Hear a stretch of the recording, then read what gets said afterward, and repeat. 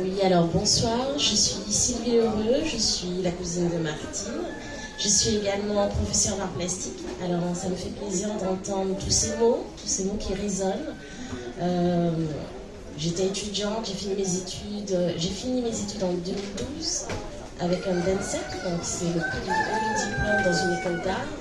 Et c'est vrai que dans mon parcours d'étudiante, j'étais animée par la doctrine. Alors vous parlez de décroissance, moi je parlais d'écosophie ou écophilosophie, où justement l'homme n'est plus au sommet du vivant, mais on vit ensemble dans cet esprit, dans cette biosphère, et que partant de ready-made modifié, alors mon sujet d'étude c'était bien évidemment la récupération, et le lieu qui a posé problème dans mes études, c'était le CAPES. Il faut savoir qu'à CAPES, il y a une déchetterie très bien placée à l'entrée, et j'ai pris ce lieu comme sujet d'expérimentation, puisqu'en fait il y a un phénomène dans les années 2010 à 2012 où la population aux alentours, des quartiers Périola, Petite-France, d'Ostalie, savent que dans cet espace on va retrouver des objets qui sont jetés, puisque les personnes estiment parce qu'ils sont un peu abîmés, ils n'ont plus certaines utilités, ils jettent. J'ai récupéré en tout, pendant 1 an, 800 objets. Ces 800 objets, je les ai répertoriés, réparés. Ils étaient fonctionnels. Alors mon diplôme de 2012 a été de présenter ces 800 objets, tous fonctionnels. Il faut savoir que les populations alentours, je pense que ça existe encore, ils vont pour récupérer des objets qu'ils vont réparer et qui sont fonctionnels. J'ai réussi à retrouver des tableaux d'une valeur de 600 €, Karcher, canapé, télé. On jette juste parce qu'il y a une éraflure, un bouton qui manque.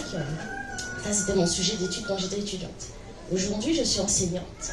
Et avec, on va dire, toute cette expérience sur le terrain, je vais au-delà de mes fonctions académiques, c'est-à-dire leur transmettre un savoir qui est complètement régi par des règles. Je suis au collège de Gaudissart, collège Jacques-Angélus, qui est juste à côté.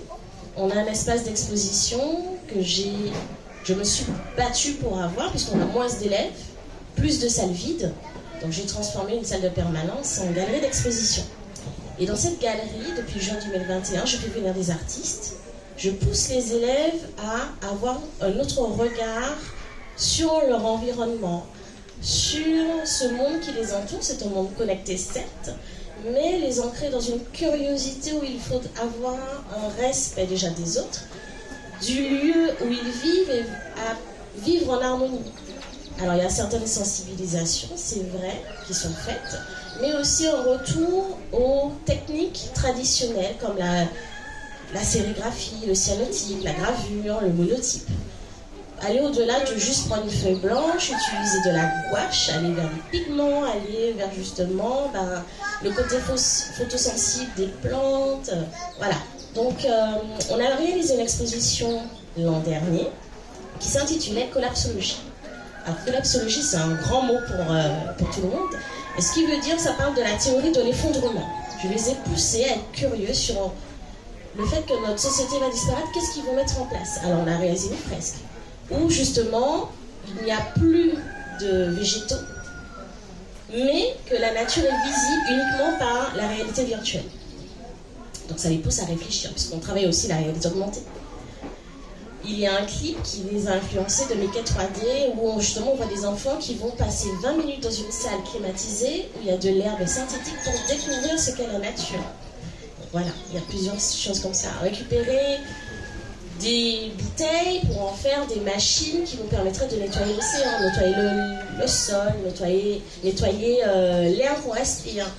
Voilà, travailler différents supports pour faire passer un message. C'est-à-dire on travaille sur la sensibilisation pour la protection des fonds marins. Alors on va sur le site, on sort de la salle d'art plastique.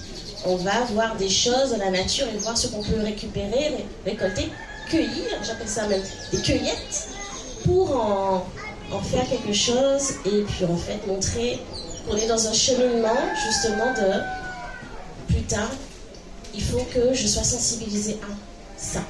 Voilà. Donc je voulais intervenir pour vous dire que merci pour cette conférence.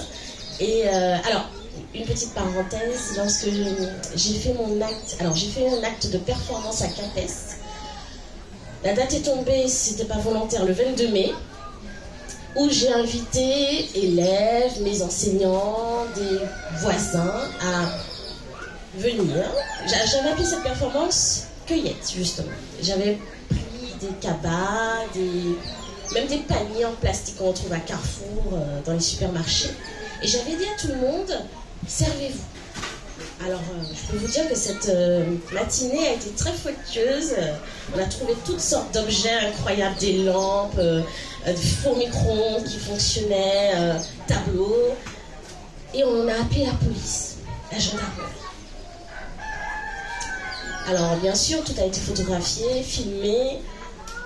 On m'a reproché d'avoir créé un événement qui a suscité le fait que beaucoup de personnes soient venues pour déranger une déchetterie. Je ne sais pas qui j'ai dérangé, mais en tout cas, nous, on a récupéré des choses qui devaient être jetées et qui ont été fonctionnelles, qui étaient fonctionnelles. Voilà. Donc, voilà, c'était ce que j'avais à dire.